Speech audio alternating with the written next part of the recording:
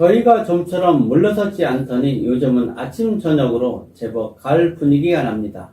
이렇게 기온차가 심할 때는 특히 건강 관리에 더욱 신경을 써야겠습니다. 여러분 안녕하세요. 조영복 교수입니다.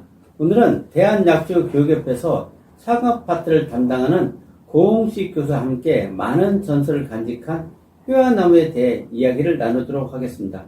고홍식 교수님 안녕하세요. 예, 안녕하세요. 인사드립니다. 고홍식입니다.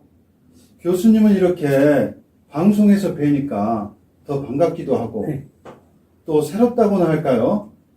오늘의 주제가 해와나무의 비밀이라고 하셨는데 기대가 되는데요. 네, 혹시 우리나라 5대 거목을 아십니까? 은행나무, 느티나무, 팽나무, 왕버들, 이 4대 거목들은 많이 들어보실 텐데 효야나무는 좀 생소하죠. 네. 바로 이 효야나무가 애군을 쫓아내고 가정에 복을 가져온다는 전설의 나무 5대 거목입니다. 아, 해와나무. 이름만 들어도 예사롭지 않게 느껴지는데요. 이렇게 부르게 된 특별한 이유나 유래 같은 것이 있나요? 네, 효야나무는 전통적으로 학자의 기계를 상징하는 나무로 여겨져 예로부터 선비나무로 불리며 궁궐이나 사대부 집안에 많이 심었습니다. 평민들이 함부로 심을 수 없을 정도로 중요한 의미를 가지고 있었죠. 네. 영어로도 스칼라 트리, 즉 학자나무라고 부르며 동서양이 똑같은 의미로 부를 만큼 특별한 나무죠. 그런데 이 효야나무와 아카시아는 비슷해서 착각하는 분들이 많은데요. 고 교수님께서는 이것을 어떻게 구별하나요? 네.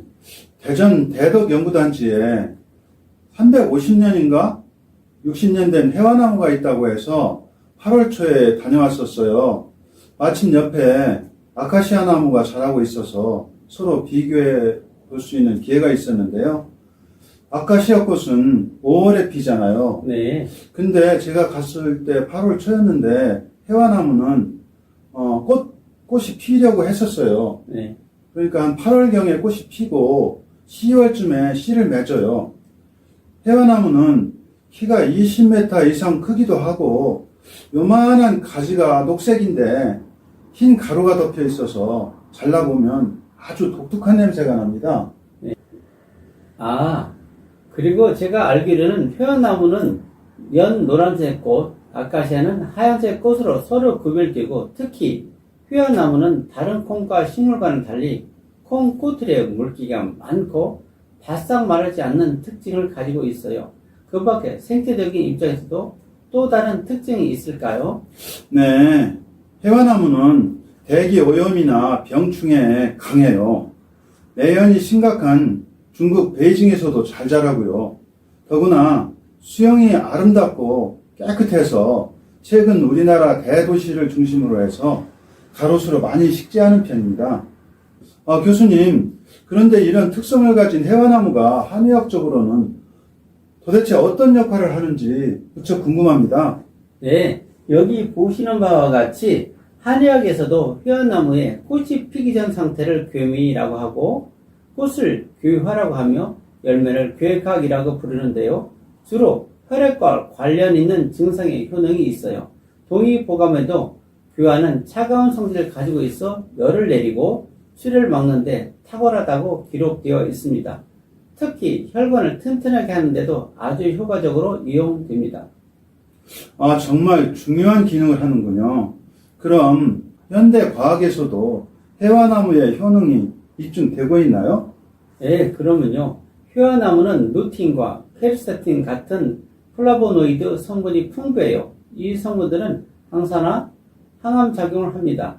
최근 연구에 따르면 효야나무 추출물이 혈압을 낮추어 고혈압을 예방하고 당 조절에도 도움을 준다는 보고가 계속되고 있습니다. 특히 열매는 에소트리건과 유사한 성분을 다량 함유하여 갱년기 증상, 불면증 개선에 아주 효과적입니다. 이와 같이 효야나무는 전통적인 한약뿐만 아니라 현대의학에서 중요한 약용 자원으로 주목받고 있는 나무입니다. 와, 정말 다방면으로 효능이 있군요. 네. 그렇다면 해화나무를 일반인들이 어떻게 섭취하면 좋을까요? 네, 회화나무는 주로 꽃과 열매를 사용하는데 열매는 지혈 등에 사용하므로 여기에서는 고혈압, 동맥 강화에 좋은 꽃을 차로 우려내는 방법을 알려드리겠습니다. 먼저 꽃이 피기 전에 봉우리째 따서 꽃술을 버리고 말린 꽃 10g 정도를 끓는 물 300ml에 넣고 5분간 우려냅니다. 이때 기호에 따라 감초나 결명제를 함께 넣어도 좋고요. 하루에 2, 3회 마시면 효과적입니다. 아, 그렇군요. 그런데 아무리 좋은 약재라고 하더라도 그에 따르는 부작용이라든지 뭐 이런 게 있을 때에는 해화나무에는 어떤 부작용이 있을 수 있나요? 네, 괴화는 차가운 성질을 가지고 있기 때문에 몸이 찬 분이나 소화하기가 약한 분, 저혈압 환자가 과다 섭취하면 속이 더부룩한 현상이 나타날 수 있는데 이때는 살짝 볶아서 드시면 부작용을 예방할 수 있으며 임산부는 꼭 전문가 상담 후 섭취하셔야 합니다. 네, 교수님 덕분에 참 많은 것을 알게 됐습니다. 해화나무는 혈액이나 혈압과 관련해서 정말 중요한 의학자원으로 쓰이는군요. 네, 그렇습니다. 여러분도 어디선가 회화나무를 볼 기회가 있으면 그냥 지나치지 마시고 잠시 멈춰서 치유 지혜를 배워가시기 바랍니다. 여러분, 추석 명절이 다가오고 있습니다.